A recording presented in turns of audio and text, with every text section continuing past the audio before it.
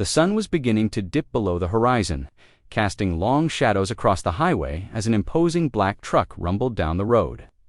The hum of its tires on the asphalt, the scent of hot engine oil, and the steady beat of the engine filled the air with an all-too-familiar rhythm.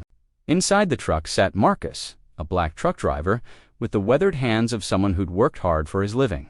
But that evening, the journey that had started like any other was about to take a drastic turn. What no one could have known was that this seemingly routine delivery was anything but ordinary. The cargo that Marcus was carrying heavy sealed crates was far more than just a shipment.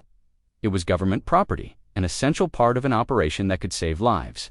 Yet none of this mattered when Marcus was pulled over by a police officer on a lonely stretch of road. "Step out of the vehicle," the officer barked.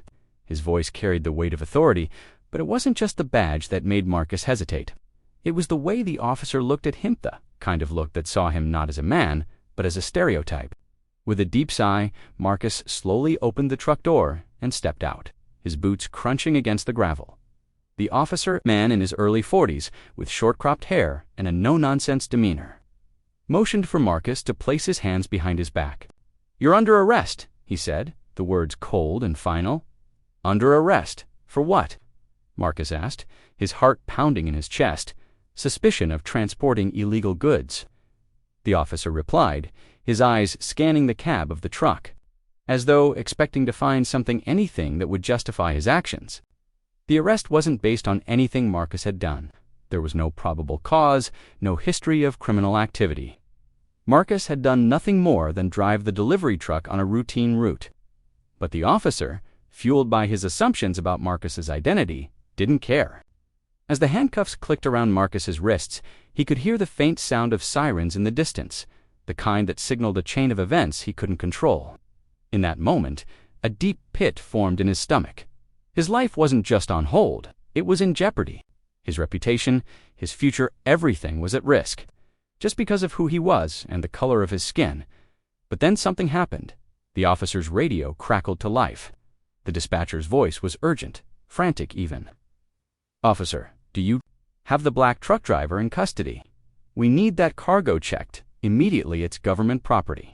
The officer's eyes widened in disbelief as he turned back to Marcus, who stood there, still, the weight of the situation beginning to sink in. The officer clicked his tongue, an awkward, uncomfortable sound, as he reached for his radio again. What cargo?" "Mr. Hayes," the dispatcher continued, "he's carrying sensitive government material. We need him released immediately. Get him on the phone with our team." For a long moment, the officer stood frozen, his face flushed, a deep shade of red, but his eyes were filled with a mix of confusion and realization. He had made a mistake. He had judged Marcus based on assumptions, on stereotypes. Without taking the time to understand the situation, Marcus's mind raced as he stood there in the handcuffs. He had always known that the world could be harsh, but to be arrested for something he hadn't done, to be treated as less than human because of his skin color, it hurt in a way he couldn't explain. And yet, this moment, this heart-stopping moment of realization, was something he would never forget. "Take off the cuffs," the officer said quietly, his voice less authoritative now, almost apologetic. "You're free to go." As the handcuffs were removed, Marcus's wrists burned, but there was something else, the faintest glimmer of hope. "I'm sorry," the officer said, his tone genuinely regretful. Marcus said nothing for a moment. He simply stared at the officer, and for a fleeting second, the two men were connected, not by skin color or title, but by their shared humanity. And in that moment, something unexpected happened. The officer's eyes softened. He seemed almost ashamed, realizing that his assumptions had led to an unjust action. "Take care, sir," the officer said, as Marcus climbed back into the truck. He wasn't just letting him go, he was acknowledging the error. Marcus offered a small nod, but didn't look back as he started the engine.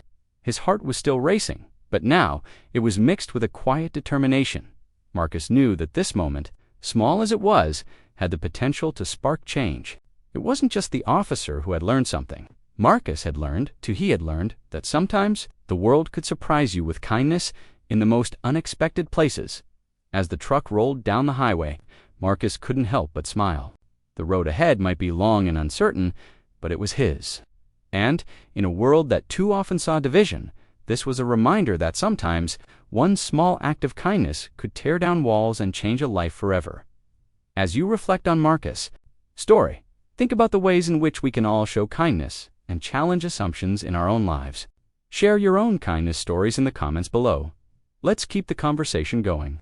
And don't forget to like, comment, and subscribe for more stories that inspire. Until next time, remember, kindness doesn't cost a thing, but it can change everything.